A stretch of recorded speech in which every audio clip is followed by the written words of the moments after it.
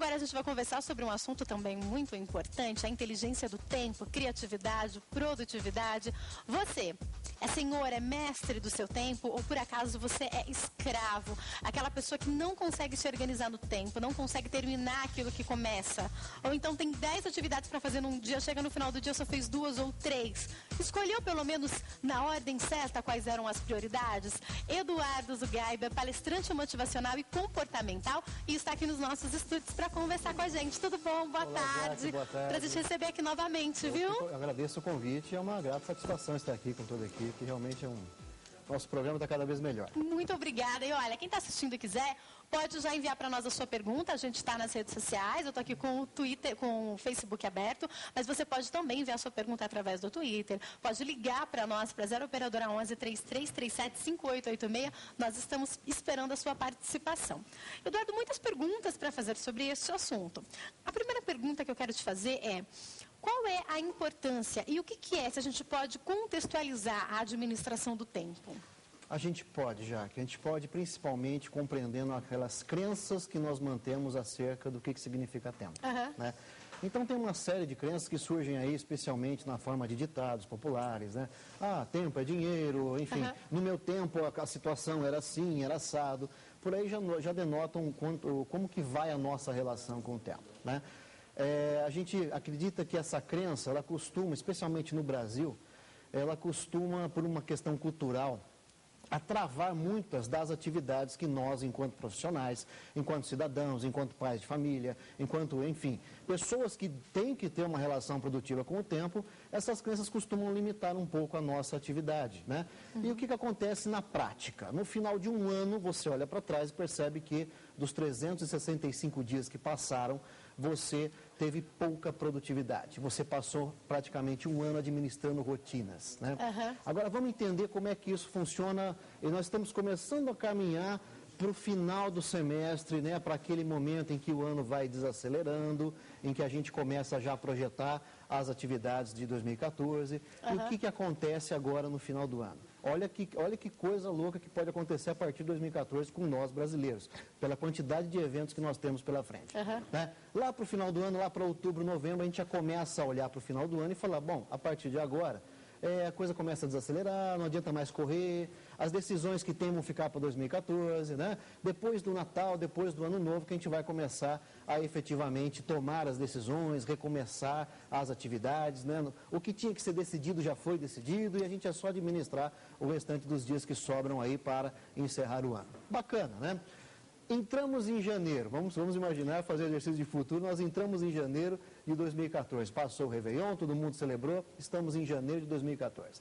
O que se começa a falar nessa época? Espera o carnaval passar. Espera o carnaval passar, exatamente. Poxa vida, acabamos de voltar dessas carnaval, férias, né? Nada funciona no Brasil. Então não adianta começar grandes projetos, não adianta, vamos deixar para depois do carnaval. Você percebeu e daí, como a gente... quantos meses produtivos a gente tem no ano? Vamos fechar o ano? E o ano que vem é um ano eleitoral, né? É um ano que também tem Copa do Mundo aqui no Brasil. Então, nossa, o que acontece? Vem vai ser um ano direitinho de coisas, exato, né? E a tendência nossa é ir adiando o panorama de decisões depois de tal evento, para depois de cada um desses eventos. E aí o que nós corremos o risco de passarmos a partir, especialmente no ano de 2014, né? Passou o carnaval, a Copa do Mundo já vai estar sinalizando nos próximos meses ali. Daqui a 3, 4 meses estará chegando a Copa do Mundo, que vai acontecer ali entre junho e julho. E aí a gente vai entrar mais uma vez, travar totalmente nossas atividades, nossas decisões. Depois da Copa do Mundo a gente resolve. Só que não é só Copa do Mundo que tem o ano que vem, também é um ano de eleições. Em ano eleitoral, o que acontece? Nós também deixamos para tomar decisões conforme a sinalização política que o país assim, apresentar para a gente depois das eleições. A eleição pode acontecer em 2 turnos, lembre-se disso. Então pode adiar mais ainda, mais daqui a pouco, e se houver esse segundo turno, já vai estar no Natal praticamente. Já está entrando em novembro, aí começa a voltar naquela roda, né? Onde a gente começa a olhar novamente para o final do ano e pensar, não adianta eu me mexer agora porque o ano já está acabando, é melhor deixar para o ano que vem. E ainda, como uma boa brasileira, eu falo que a gente, em qualquer uma dessas datas, vai acontecer o aniversário. E quando está se aproximando do aniversário, para começar um regime, para fazer alguma coisa, às vezes a gente espera também, não, agora deixa eu me divertir, que daqui 2 meses é meu aniversário, e daí depois depois eu começo isso que é necessário, né? Você tocou num ponto bacana, que é a chamada procrastinação, né? A arte de adiar as decisões. E com base nesse calendário que a gente apresentou, né, que é um risco que nós corremos enquanto brasileiros. No ano que vem já não faz nada, praticamente. Não faz nada, Se a gente vai viver numa rotina, vai empurrar com a barriga. Vamos pular o ano que vem, que é melhor, a gente cai direto em 2015, eu acho que é mais negócio, né? Mas a gente percebe que, ao mesmo tempo, existem pessoas que, desde o dia 1º de janeiro, já estão totalmente, assim, envolvidas com as suas atividades, com as suas essas decisões, pessoas, né? eu preciso te fazer essa pergunta, não são já os bem-sucedidos? Porque eu não consigo imaginar o dono de uma grande empresa que se dedicou e tem se dedicado para o crescimento dela, pensar, eu vou começar a trabalhar direito só depois do carnaval. Eu estou enganada? Não pensa mesmo. Realmente, quando você tem um envolvimento mais, assim, visceral com aquilo que você faz, você começa a relativizar até a importância que nós damos para os dias da semana. Então, assim, quando você gosta daquilo que você faz, você já não vê mais diferença entre domingo e segunda-feira, né?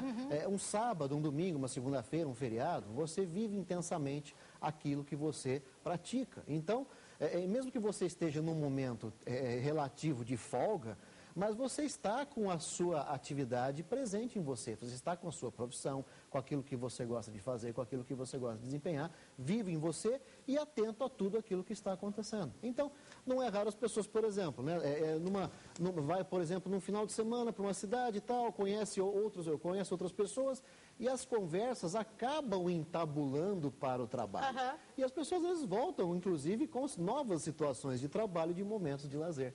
Isso não significa que você não relaxou, mas significa que a sua relação com aquilo que você faz é tão prazerosa que você não fica contando as horas, né, quando entra a segunda-feira, quantas horas faltam para chegar a sexta-feira. Sabe o que você falou? Você me fez pensar no dia que eu estava no salão de cabeleireiro do Bruno, meu cabeleireiro, e daí eu estava conversando com a outra cabeleireira, ela estava contando uma história, e eu fiquei tão interessada, já pensei numa pauta para o programa, né? Eu fui conversando, ele virou para mim e disse, Jaque, você está fazendo igualzinho você faz no programa. Eu falei, mas eu faço isso com todo mundo, porque eu sou muito curiosa. Então, uma conversa vira uma entrevista com qualquer pessoa.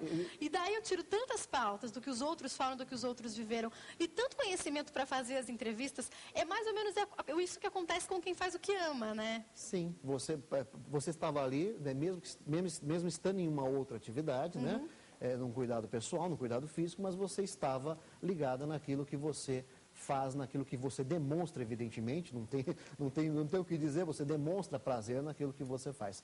Isso significa o quê? Foco. Né? Você vivencia aquilo que você faz pelo menos 1.440 minutos por dia. Sem Ou seja, dúvida. todos os minutos. Agora, vamos lá.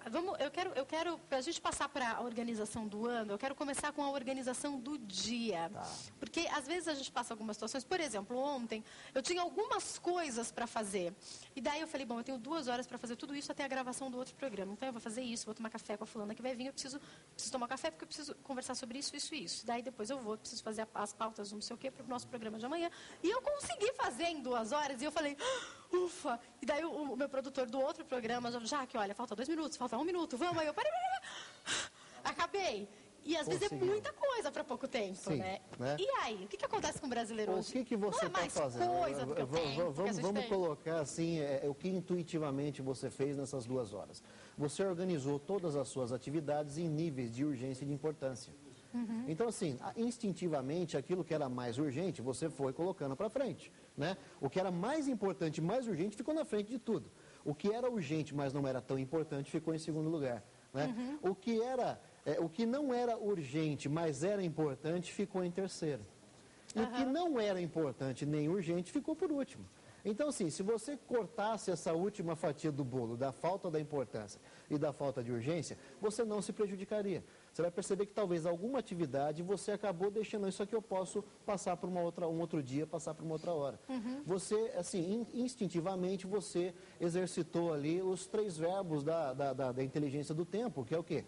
Planejamento, priorizar, o planejar, o priorizar e o produzir. Como que você aprende isso se na escola ninguém ensina, Eduardo? Aí que está uma das grandes deficiências do nosso sistema de ensino, né? Porque as matérias são muito focadas em as chamadas competências técnicas, mas as habilidades comportamentais são deixadas de lado, como a comunicação pessoal, como a liderança, como o planejamento, o relacionamento em equipe. Isso é trabalhado de uma forma muito ainda rudimentar nas nossas Sabe o que você escolas. fala? Você me faz lembrar que, inclusive, quando eu fiz faculdade, a gente fala muito do deadline, porque você tem o tempo para entregar as matérias e há uma pressão sobre isso. Mas as pessoas não ensinam muito a gente a organizar esse tempo, né? Não ensinam. Bom, você falou, o exemplo clássico, eu leciono em universidades, o TCC, o trabalho de conclusão de curso, né? Você tem um ano para ir planejando, para ir produzindo, né? Para ir planejando, priorizando e produzindo toda aquela atividade. Para que, chegando próximo à data da apresentação, o grupo ali possa apenas fazer o refinamento, fazer um olhar mais crítico, fazer a revisão que tenha que se fazer e aí efetivamente ir para a apresentação. Mas o que acontece na prática? Vai caindo naquela procrastinação, vai se adiando, tudo para o final, enxerga longe, né? Final do ano, daqui a pouco você está em agosto, setembro, outubro, acabou o seu prazo. Aí você faz correndo e aí faz um mau trabalho. Só que você me fez pensar no seguinte agora também, lembrei do meu TCC. Eu lembro que o meu TCC, eu fiz com uma amiga só e a gente fez muito rápido, assim. A gente fez as entrevistas, ficou incrível, só faltava editar. Aí o que a gente fez? Ficou super tranquila, só faltava editar. Mas existem os contratempos. Pifou a edição da universidade, pifou a edição do amigo que a gente tinha, que ia fazer em casa pra gente. E daí tinha que ter orçamento para levantar do nada para fazer. Se a gente não tivesse tão adiantada quanto a gente estava, a gente não teria nem entregue o TCC. Foi um susto, ainda que nós estivéssemos adiantadas. A gente está dando exemplo do TCC, mas para a vida inteira. Acontecem os contratempos mesmo dentro do planejamento. Sim, e qual que é a palavra? É essa, planejamento. O planejamento que é feito de forma séria, ele prevê tempo para contingência. Ele prevê, ele não é simplesmente estanque, aquilo que precisa se fazer vai se fazer em tanto tempo. Ele já tem que ter um determinado componente de tempo ali que vai dizer respeito ao quê? E se acontecer alguma situação que fuja da rota. O planejamento das empresas é feito nesse sentido, né? A empresa que trabalha de uma forma madura com planejamento estratégico. E que planejamento estratégico nada mais é também do que um grande planejamento de tempo. O que faremos durante o ano que vem? Quais são as nossas metas? Quais são os nossos objetivos? Como que a gente desenha isso ao longo do ano? Né? Que número nós temos que atingir até o mês de julho? Depois, que número temos que atingir até o mês de dezembro? Se não atingirmos o número de julho, já criou-se uma contingência. Você vai precisar acelerar mais os outros meses para poder chegar no último mês do ano com o número que você desejava. Então, durante a caminhada, uma coisa que a gente precisa entender é que o mapa nunca é igual ao território. Por mais que você tenha um mapa bem desenhado... Você não vai chegar ao final tendo feito exatamente... E assim, por mais que você tenha um mapa muito bem desenhado, não é igualzinho. Na hora que você está olhando o mapa e está vivenciando o terreno, aquilo é uma experiência diferente. Aí entra essa sensibilidade para fazer a leitura do terreno e fazê-la ser percebida ali dentro do mapa. Ou, melhor ainda, e transformar essa leitura de terreno num enriquecimento do seu mapa, torná-lo mais preciso, mais rico, mais apropriado para novas situações que você vem enfrentar. A isso nós chamamos de experiência de vida. Agora vamos lá, vamos para o dia, a organização do dia, seja para a dona de casa, ou seja para a pessoa na sua vida profissional, na sua vida executiva. Eu lembro que por um tempo eu fiquei fazendo produção de um programa e eu era tão esquecida, gente. Se eu não tivesse um lugar para anotar tudo que eu tinha que fazer, para ir riscando, às vezes eu anotava e daí eu ficava colocando 1, porque esse é mais importante, 2, só que eu me atrapalhava bem, eu era bem confusa, eu conseguia fazer tudo, mas eu me atrapalhava bem, porque eu sou bem esquecida, era mais ainda. E aí, como é que faz? Colocar no papel ajuda mesmo? Ajuda e muito, porque assim, não confie na memória quando o assunto é inteligência do tempo. Ela tem um limite, e no momento em que você... Mesmo aqueles que pensam assim, nossa, minha memória é incrível, não dá para confiar, né? Não adianta, porque pode acontecer alguma contingência que vai fazê-lo tirar daquele foco. Ele vai sair daquele foco. Até ele recobrar aquela situação, ele já perdeu tempo. Então, esses são os minutos preciosos, né, que alguns ladrões de tempo que aparecem ao longo do dia levam da gente. E ao final do dia a gente chega, né, e tem aquela sensação de que, nossa, eu me mexi, me movimentei o dia inteiro, mas não saí do lugar, não produzi nada. Você só se agitou, você não se movimentou, você apenas se agitou. Você começou um monte de atividades, encerrou algumas, deixou uma série pela metade e outras você sequer vai encerrar. Então, esse é o risco que a gente corre, de não colocar no papel, não fazer um checklist. Use a agenda, porque é uma ferramenta que está aí para ajudar. Até dona de casa, né? Claro, seja no papel, seja uma lista. Planeje o dia na noite anterior. né? Não deixe o dia começar para enxergar esse dia. Antes de dormir, já internaliza na sua mente o mapa de compromisso que você tem para o dia seguinte. Porque só isso já vai te fazer acordar numa perspectiva de o que eu tenho que fazer agora? Não, você já acorda mais tranquilo, você sabe o que tem. Vai acontecer alguma contingência? Vai. Alguma situação ali você vai precisar relocar.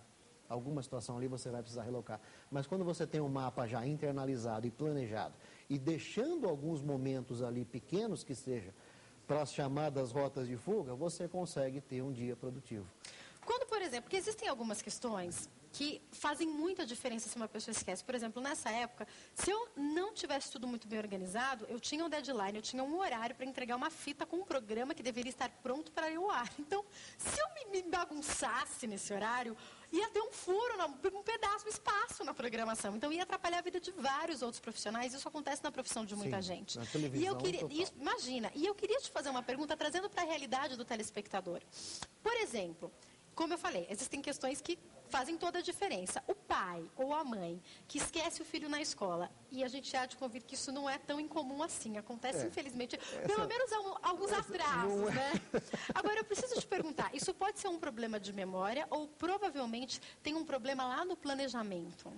Pode ser os dois fatores, Jaqueline. Eu acho que os dois fatores acabam convergindo para essa situação de esquecer um filho na escola. Convenhamos, pode ser uma situação comum, mas não é uma situação normal. Né? Não é uma situação normal. Então, com certeza, de repente, esse pai, essa mãe pode estar com um excesso de atividade, pode estar com aquele chamado overload de informações, né? Tanta informação na cabeça que o próprio cérebro, o cérebro é inteligente. Quando ele começa a entrar em excesso, ele começa também a recuar em cima de todas aquelas atividades. A pessoa está vivendo no limite da urgência e da importância. Tudo é urgente, tudo é importante. Então, aí entra o planejamento, enxergar as atividades e poder qualificá-las. Aí entra, lembra daqueles 4 grupos que nós falamos no outro bloco? Atividades importantes e urgentes, prioridade 0. Né? Atividades importantes, urgentes, porém não importantes, né? Também tem que tirar da frente. Né? O segundo seria, no grupo ali, a segunda atividade em ordem na sequência a serem realizadas. Atividades que não são urgentes, mas são importantes. Isso você já está em terceiro lugar. Agora, aquele 4º grupo, que é onde está o segredo da inteligência do tempo, que são as atividades não urgentes e não importantes. E aqui entram os grandes ladrões de tempo. Então, por exemplo, tempo que você dedica, vamos falar de 3 ladrões de tempo que são assim, né? Que as pessoas podem até começar a dar risada. Deixa eu ver se eu uso muito esses 3. Primeiro ladrão de tempo que a gente tem na nossa vida, sabe? Um assunto negativo, um assunto que simplesmente não leva a nada. Você começa, vamos supor, você assistiu uma matéria na televisão logo cedo, era uma coisa um pouco pesada e você ficou digerindo aquilo ao longo do seu dia. Você ficou voltando naquele assunto ao longo do seu dia. Ou talvez quando o telefone com alguém contando essa história e conversando sobre isso. Exato, as pessoas se encontram e cada uma vai colocar a sua perspectiva, a sua visão em relação àquele assunto. Diz para mim, é um assunto que vai agregar alguma coisa para a sua vida? Você só vai terminar o seu dia deprimido, você vai terminar o seu dia extremamente pesado, você vai ter um dia pesado, né? Isso não significa que a gente não deva se informar. Devemos sim, o nosso mundo tem uma série de informações, muitas são negativas, e a gente tem que ter conhecimento sobre isso. Mas o quanto que a gente deixa isso impactar o seu emocional e te fazer começar a travar ao longo do dia, é o que a gente tem que estar atento. O quanto que eu dedico de tempo queimando para situações negativas. Então, a matéria que saiu no Jornal da Manhã, foi falado lá uma situação ruim, você já veio durante o trabalho, chegou no trabalho, comentou aquilo, já foi tempo embora, né? A outra pessoa também comentou o ponto de vista dela. Aí, legal, terminou o primeiro período do dia, vamos almoçar. Volta, encontra uma TV ligada ali no restaurante, volta o assunto, porque agora tem mais detalhes em referente àquela situação negativa. E aí, trava-se de novo, aí até a alimentação passa a ficar subjugada àquela informação, ela está entrando em prioridade. Você está se alimentando e seu organismo mesmo não está sequer percebendo aquilo que você está se alimentando. Você almoça e sai de lá extremamente estafado, você com aquela sensação de que, nossa, eu comi um tijolo, mas não almocei direito, né? Legal, aí tudo bem. Outro ladrão de tempo que a gente tem aí, a chamada, né, é um desvio de comunicação. Eu até brinco, né, com as empresas, com os profissionais que eu assessoro, assim, que onde falta comunicação, sobra imaginação, e essa imaginação gera aquilo que a gente conhece por fofoca. Fofoca, tira o foco e perde o tempo. Muita gente com isso, né? Então, assim, a fofoca também é aquela coisa. É uma situação que vai crescendo com base em fatos que não são, muitas vezes não são reais, são invenções, são situações que a cabeça das pessoas, porque faltou imaginação, faltou comunicação, a imaginação começou a funcionar para preencher aqueles espaços. E é onde surge a fofoca. E no ambiente corporativo, no ambiente familiar, né? Entre os amigos, enfim. O tempo que se gasta com fofoca é um tempo que te falta para as suas atividades. Uhum. Né? Então, também é um ladrão de tempo. Né? O uso de redes sociais, que não seja para um uso profissional. Por exemplo, eu vejo você usando aqui extremamente relacionado ao seu trabalho. Uhum. Então, é produtivo. Alimenta o seu trabalho. E aqueles joguinhos que às vezes as pessoas, e eu me incluo às vezes, ficam um tempão. Pois sabe? Então, assim, tem uma finalidade prática, não questionando o jogo, é um trabalho que alguém realizou, alguém desenvolveu, né? Mas, às vezes, a prioridade que a gente cria para isso, né? A prioridade que a gente cria para isso pode estar tirando, pode estar roubando horas do seu sono, horas do seu descanso físico, horas de relacionamento em família, horas de lazer, horas de ócio, mas um ócio que seja aquele ócio criativo, não um ócio repetitivo, que é o que esses jogos infelizmente promovem. É um ócio repetitivo. Agora vamos lá, queria que você explicasse para nós, aproveitando esses grupos que você fala para a gente. Como é que eu vou saber o que eu coloco nesses grupos de menos importantes? Isso é relativo? Como é que funciona isso? Isso assim, a prioridade é uma questão relativa, né? Prioridade é algo subjetivo. O que hoje é prioridade para mim pode não ser para você. Uhum. Por exemplo, hoje minha prioridade é foco total no meu trabalho. Uhum. Foco total no meu trabalho, né? Alguns meses atrás, até por uma contingência familiar, o meu foco total era a família. Eu precisei ter dedicação, praticamente 80% do meu tempo, extremamente dedicado à família, por uma contingência familiar. Uhum. Né? A contingência passou, estamos aqui nos recuperando, ótimo. Então agora eu volto a recuperar um pouco dessa porcentagem e realocá-la no meu trabalho. Né? Uhum. Para que esse tempo que, de certa forma, foi empenhado lá, naquilo que, enquanto prioridade, volte agora para o seu lugar. Então, eu tenho muito trabalho até o final do ano para assim, recuperar, né, aquilo que eu não produzi em função de uma prioridade. Então, aí também entra um planejamento, porque às vezes, alguma coisa que está acontecendo, por exemplo, alguém que vai se casar, acaba virando o foco de muitas coisas para isso. Vai se casar, casou, tudo aquilo que você deixou meio que assim no trabalho, porque você saía mais cedo, estava organizando e tal, você vai ter que focar tudo de novo, né? Eu me casei em janeiro, seja alguma desse foco, dessa questão, né? É engraçado porque assim, ontem mesmo eu estava numa empresa, né, onde eu desempenho um trabalho que chama-se counseling, que é um aconselhamento com profissionais, né? E um dos casos era exatamente isso. Uma das pessoas que falou comigo era exatamente essa situação. Ela está assim, faltando 3 semanas para o casamento, a cabeça está a milhão. Parece, né, que você para de funcionar para outras coisas, né? Eu falei, escuta, dá um break, respira, enxergue que você está dentro de uma turbulência. Não é um problema focar só numa coisa por um tempo? Não é problema, porque você vai ter que traçar prioridade. E traçar prioridades implica em escolhas. Uhum. E às vezes a gente tem medo de fazer escolhas e arcar com o risco dessas escolhas. E sempre se ganha e se perde alguma coisa. Né? Sempre. Então foi o que eu falei para ela, escuta, não pense que você vai ser onipresente, sabe? Hoje o seu casamento é prioridade, está aí, está estourando. Era um homem ou era uma mulher? É uma mulher. Né? E assim, eu falei, isso é meio ao contrário, meu marido cuidou muito mais do casamento do que eu, né? Ele pilhou. Então assim, aí eu falei para ele, escuta, você tem que enxergar que você está praticamente chegando no final dessa viagem que está te deixando atordoada. Você tem que procurar. Aí entra a comunicação, Jaque. Uhum. Aí entra a comunicação, porque as pessoas entram nessas rotas e esquecem de se comunicar com as pessoas ao redor. Esquecem de pedir ajuda, esquecem de declarar os seus problemas. E vão deixando com que as pessoas ao redor venham chegando às suas próprias conclusões a respeito da sua ausência em determinados setores. Olha, infelizmente eu tenho que encerrar, mas é o seguinte... Quem está nos assistindo hoje, está se achando bem perdido, pode pedir ajuda, não é verdade, Eduardo? Pode procurar auxílio. Se você quiser entrar em contato, pode ser através do site www.eduardozugaib.com.br. Com certeza lá tem muitas informações interessantes para você. Tem o telefone também 0 operadora 11 4312 9826, 4312 9826. E eu acho interessante a gente lembrar também, quem está nos assistindo e tem a sua empresa, tem os seus funcionários, palestras sobre esse assunto devem ajudar demais as equipes a se desenvolverem bem, né? Ajuda porque a gente também entra com o viés da comunicação, principalmente, tornando o tempo mais inteligente. Aliás, esses assuntos que a gente conversou aqui hoje, eles são base da minha palestra Inteligência do Tempo, né? Que é comunicação focada na produtividade. Como que a gente melhora o ambiente de comunicação, como a gente melhora a produtividade, melhorando o ambiente interno da empresa e o relacionamento em equipe. Só posso te pedir para voltar, por favor, tá? Fico à disposição de vocês. Prazer recebê-lo sempre aqui, viu? Uma ótima tarde. Pena que a gente tem pouco tempo. Eu queria ter perguntado muito mais, mas eu tentei priorizar as principais perguntas. Que bom, já está fazendo a lição de casa já. Obrigada, Eduardo. Uma ótima tarde.